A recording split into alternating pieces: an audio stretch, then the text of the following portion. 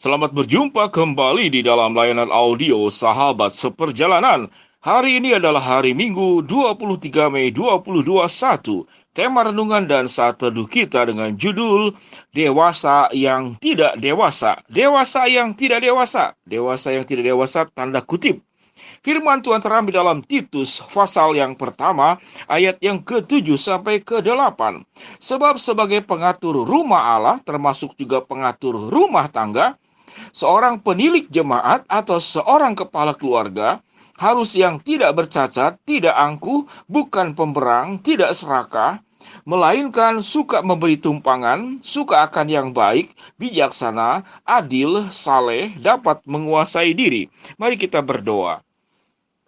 Bapa yang di dalam sorga, kami ingin belajar ya Tuhan para sahabat seperjalanan, bagaimana kami menjadi dewasa tidak hanya secara usia, namun dewasa di dalam iman, dewasa di dalam karakter, dewasa di dalam kehidupan, dan dewasa di dalam segala aspek. Di dalam nama Tuhan Yesus kami berdoa, amin. Shalom sahabat seperjalanan yang dikasihi Tuhan. Dewasa yang tidak dewasa, dewasa yang kedua tanda kutip. Apa artinya? Dewasa yang pertama adalah secara usia. Orang kalau sudah 17 tahun, 18 tahun sudah mulai menginjak masa dewasa. Ada hak dia boleh punya KTP. Bahkan setelah 18 tahun, 17 tahun, kalau Anda melanggar hukum, Anda tidak termasuk dalam kategori anak-anak. Kalau anak-anak yang melanggar hukum, itu biasanya ada pembinaan, ada penjara, ataupun tempat untuk bimbingan ke masyarakat buat anak-anak yang melanggar hukum. Sahabat seperjalanan yang dikasihi Tuhan, dewasa yang tidak dewasa, apa artinya? Banyak orang yang sudah dewasa secara umur, namun tidak dewasa yang saya katakan tadi, di dalam aspek spiritual, di dalam aspek mental, di dalam aspek kepribadian, di dalam aspek karakter, di dalam aspek tanggung jawab, bisa dipercaya, dan segala sesuatunya. Sehingga kedewasaan itu tidak serta-merta karena Anda bertambah usia. Kedewasaan tidak serta-merta karena Anda punya jabatan. Kedewasaan tidak serta-merta karena Anda punya gelar. Kedewasaan juga tidak serta-merta karena Anda punya posisi di bagian-bagian tertentu dalam kehidupan ini. Bagaimana kita melihat banyak orang dewasa yang tidak dewasa? Sewaktu menjabat, dia kemudian berkhianat. Sewaktu dipercaya, dia kemudian ingkar. Sewaktu dia diberikan, katakanlah, sebuah tanggung jawab, dia lalai dan tidak melakukannya. Itulah sikap-sikap yang tidak dewasa. Sehingga banyak orang-orang dewasa yang sesungguhnya kanak-kanak, yaitu kekanak-kanakan. Orang dewasa yang kekanak-kanakan. Dalam sebuah kuesioner tentang orang tua yang saya buat untuk para sahabat seperjalanan, maka pertanyaannya adalah apa yang anak sering keluhkan atau protes tentang orang tua. Catatan dari kuesioner itu dikatakan yaitu dominan, keras, galak, otoriter, memaksa, kurang perhatian, kurang waktu, sibuk sendiri, tidak mengerti akan perasaan dan pikiran daripada anak. Kemudian cerewet, bawel, banyak ceramah, pilih kasih. Jadi artinya ini bagian-bagian ketidakdewasaan. Aspek lain dalam ketidakdewasaan itu apa? Egois, labil, moody, tergantung perasaan, tidak bisa pegang rahasia, suka menggosip, tidak pikir panjang, tidak tahu bagaimana menentukan prioritas, dan tidak bisa memahami bagaimana melakukan manajemen dalam kehidupan ini. Melakukan segala sesuatu seingatnya, semaunya, tanpa direncanakan, sekehendaknya. Tanggung jawab yang tidak dilakukan. Kalau dia bersalah tidak mau mengakui kesalahan, bahkan menyalahkan orang lain. Orangnya haus pujian, emosional, tidak bisa dikoreksi, negative thinking, bertindak dulu baru berpikir. Ini contoh-contoh ketidakdewasaan. Silakan sahabat seperjalanan boleh mencantumkan aspek-aspek ketidakdewasaan yang mungkin juga ada pada dirimu atau ada pada orang-orang yang ada di sekitarmu. Apa rasanya bertemu dengan orang yang tidak dewasa? Itu menakutkan. Kita mempercayakan sesuatu, kita itu deg-degan, kita itu khawatir, kita itu cemas. Bisa tidak? Kita menyampaikan sesuatu untuk disampaikan ke, katakanlah, barang lah atau apapun untuk dikirimkan kepada pihak lain. Kita tidak pernah bisa percaya, kita was-was, kita takut, kita khawatir. Kita punya anak, lalu anak kita menikah dengan, katakanlah, calon mantu yang tidak dewasa. Kita was-was, kita khawatir. Apakah bisa berumah tangga dengan baik? Kita kemudian bekerja, merekrut pegawai. Lalu pegawai itu tidak memenuhi syarat sebagai karakter orang yang dewasa. Dia hanya dewasa secara usia. Kita khawatir pekerjaannya tidak beres.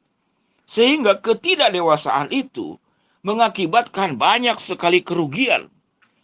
Bisa mengalami kerusakan. Bisa disalahgunakan apa yang sudah dipercayakan. Sahabat seperjalanan yang dikasihi Tuhan. Orang yang tidak dewasa, berumah tangga bermasalah, bekerja dipecat, di lingkungan meresahkan, di tempat umum tidak bisa mengikuti aturan-aturan yang berlaku. Sahabat seperjalanan yang dikasihi Tuhan. Sehingga di dalam Titus 1 ayat 7 sampai dengan ke-8. Ayat ini memang ditujukan kepada penilik jemaat, pengatur rumah Allah. Jadi orang-orang yang bekerja di bait Allah. Orang-orang yang bekerja di sinagoge. Orang-orang yang bekerja di dalam dunia kerohanian. Demikian luar biasa apa yang dikatakan di sini. Namun bagian ini juga berlaku untuk setiap kita masing-masing. Kita sebagai kepala keluarga, sebagai suami, sebagai istri, sebagai mertua, sebagai anak, sebagai mantu. Kehidupan orang yang sudah bertumbuh menjadi orang yang dewasa, matang, tidak hanya secara usia, namun di seluruh aspeknya. Maka dia akan memberkati dirinya dan juga memberkati orang lain. Apa tanda-tanda kedewasannya dicatat di dalam Alkitab ini? Hidupnya tidak bercacat. Tentu bukan berarti kita harus sempurna, tidak ada orang yang sanggup. Namun tidak bercacat itu kalau dia melakukan sebuah kesalahan, dia cepat mengoreksinya, dia cepat mengakuinya, tanpa harus tunggu ditegur dulu. Dia tidak angkuh, dia tidak pemberang, suka marah-marah, suka menyalahkan orang lain. Dia juga tidak serakah. Dia suka memberi tumpangan, dia suka yang baik, dia bijaksana, dia adil, dia saleh, dia bisa menguasai diri. Sahabat seperjalanan yang dikasihi Tuhan. Dewasa yang tidak dewasa, artinya apa? Banyak orang dewasa yang secara bertumbuh, secara usia, dia katakanlah 20 tahun, 30 tahun, 40 tahun, 50 tahun. Yang menarik, semakin tua justru semakin kekanak-kanakan. Bagaimana kita bertemu dengan orang yang semakin tua semakin kekanak-kanakan? Semakin berusia semakin punya jabatan, semakin punya kuasa, semakin kaya, justru semakin haus pujian. Justru tidak bisa bersyukur. Justru tidak bisa katakanlah berbagi dalam kehidupan ini. Padahal dia sudah kenyang. Kiri kanan tangan sudah menggenggam. Katakanlah sudah dikatakanlah juga dicepit oleh lengan bagian atas. Di bagian kaki juga Anda sudah ada barang tertentu, seperti sebuah permainan di dalam games. Seluruh badan kita, kehidupan kita sudah diberkati, namun tetap tidak pernah puas. Ada sebuah gambaran tentang orang yang tidak pernah puas. Cerita tentang di dalam cerita anak-anak, yaitu seseorang yang makan apapun belum ditelan, dia langsung masukkan apapun ke dalam mulutnya. Jadi kalau dia katakanlah makan makanan tertentu, yang dia suka coklat karena takut habis, diberikan 10 coklat, tidak ada yang katakanlah merampasnya. Coklat kecil-kecil.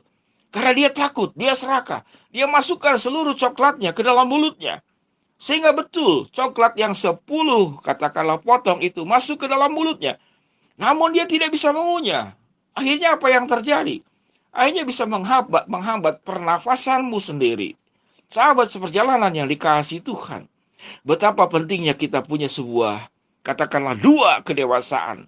Kita dewasa secara usia, namun juga kita harus dewasa secara karakter, secara kepribadian, secara spiritual, secara kerohanian. Bagaimana hidup kita itu bisa memberkati.